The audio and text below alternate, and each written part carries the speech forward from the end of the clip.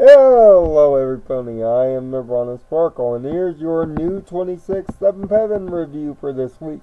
Episode 162. Yeah, we played a whole baseball season of these things, and it's a return of fictionception, or ponyception as it were. The third time, in fact. This episode called Daring Done. A sequel to Daring Don't from a couple of seasons ago.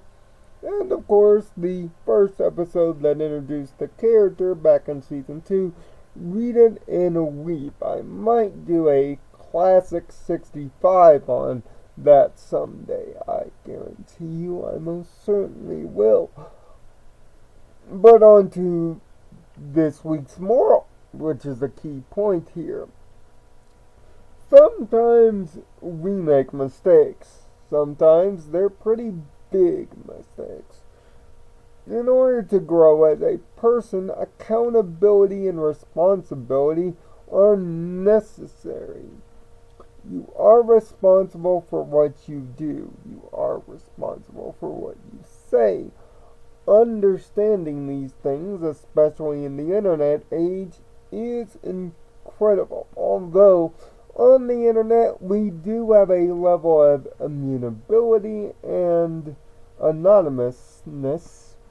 We tend to take those advantages for granted, and we tend to use our words or our actions on the internet, or even in life in general, as people of the 21st century, for granted. Whenever you do something wrong, although not every situation is fixable, you should at least take the attempt to try to fix it, to make it right, as it were. Well, in the case of AK Yearling, that's the exact situation. For those who haven't been keeping up with the Pony Mythos, A.K. Yearling, a kind of reference to J.K. Rowling, is the writer of the adventure books of Daring Do, an Indiana Jones / Nathan Drake from Uncharted character. That just so happens to actually be who the writer is, meaning all the fictional tales that ponies read about her are actual events in her life, as we discover through Daring Don't. Thus, the ponyception.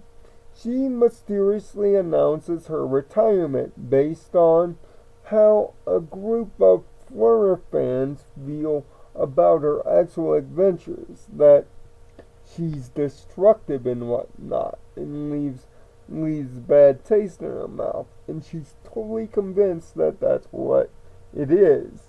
But her biggest fan, Rainbow Dash, alongside Pinkie Pie, go to the clearly Egypt-inspired town of Samoyed to try to fix it.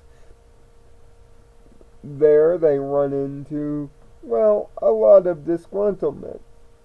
And AK, not Daring in this sense, is absolutely convinced that she has done wrong. But Rainbow Dash refuses, in her typical ego-driven, stubborn nature, to refuse this as the truth. Naturally, as most Daring Do influenced episodes are, it all turns out to be one big Daring Do adventure.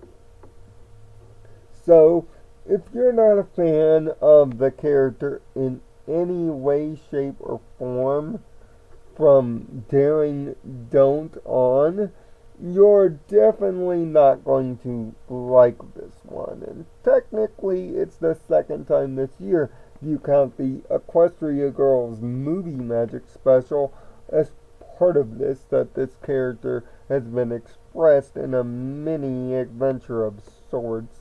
And yes, you can actually buy Daring Do toys and, of course, the books. So yes, you can buy the fiction that is fiction in the fictional world of ponies to read in real life. It's rather kind of confusing, but brilliant cross-marketing from Hasbro. But to get back on subject, this episode really depends if you can deal with Rainbow Dash's stubborn nature. I, for one, cannot.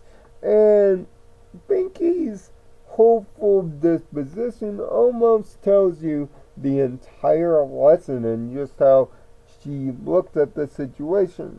She's confident that everything will turn out alright and is supportive of Rainbow's actions, while still, in typical Pinky form, being herself and being fun.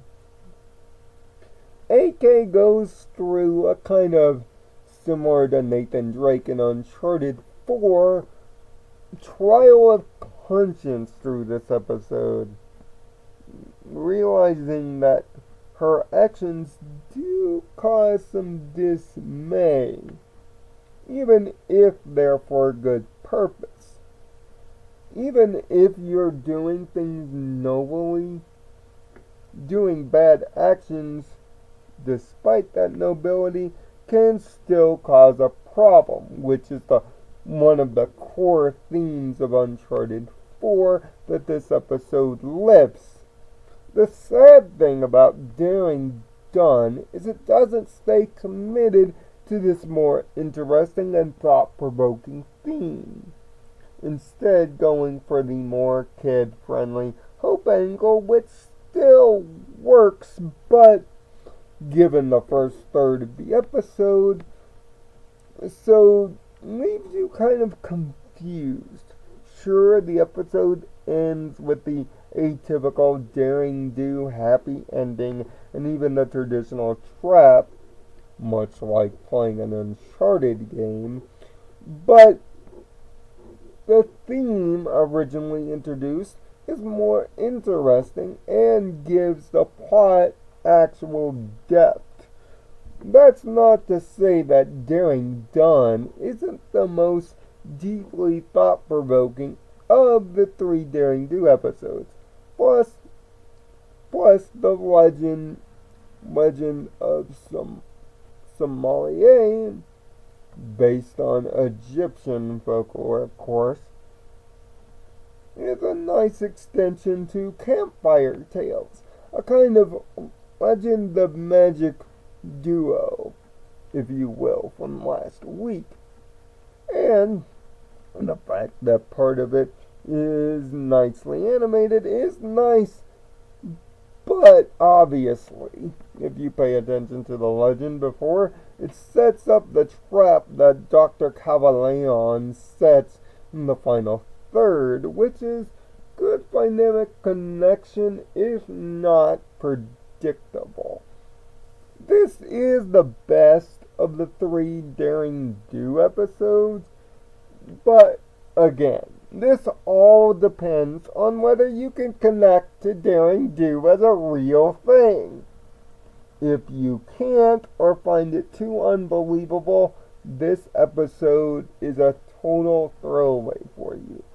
And the fact that it goes with a very Uncharted 4-like moral but quickly drops it is a missed opportunity. Doesn't mean it's a fun adventure though, or that the moral doesn't work. It most certainly does, if it takes the long way home of getting there, of course. So, if you can deal with Rainbow Dash's ego a little bit, you'll be fine with this episode. If you can't, it might be a problem. I give Daring Done episode 162 of this crazy television series a strong 3 out of 6. It might have been a 4 if it stuck with the retirement theming a little bit stronger. Not saying that Daring had to retire, but at least continue the thought throughout, except for just dropping it. Animation's good, the legend is nice, and it is the most phonetically appearing Daring Do tale, if not predictable. Moral is strong, and Rainbow and Pinky work together well, as part of the usual. So, down in the comment section below, tell me what you think about Daring Done, and whether you do like fictional characters being reality within their own fiction and all this complicated mess. And until next week, I am Nirvana Sparkle. Find peace in your own Nirvana. And thanks for watching. And thanks for getting us to 2,100 views. I really appreciate it.